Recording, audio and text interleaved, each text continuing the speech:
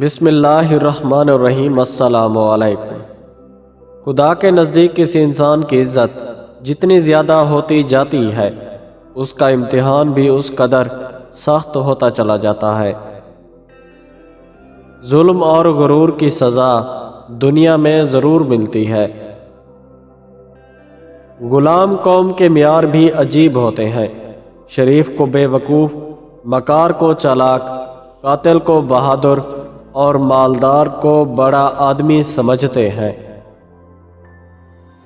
غصہ ایک خنجر ہے جو انسان اپنے ہی دل میں گھونپ دیتا ہے، دوسرے کی خطا پر خود کو سزا دینے کا نام ہے۔ اگر ہم اپنے فرائض ادا کرنا شروع کر دیں تو ہمارے حقوق کا مسئلہ خود بخود حل ہو جائے گا، کیونکہ ہمارے فرائض دوسروں کے حقوق ہیں۔ میں آج اگر زد میں ہوں تو خوش گمان نہ ہو، چراغ سب کے بجھتے ہیں، ہوا کسی کی نہیں ہوتی۔ زندگی کو رمضان جیسا بنا لو تو موت عید جیسی ہوگی۔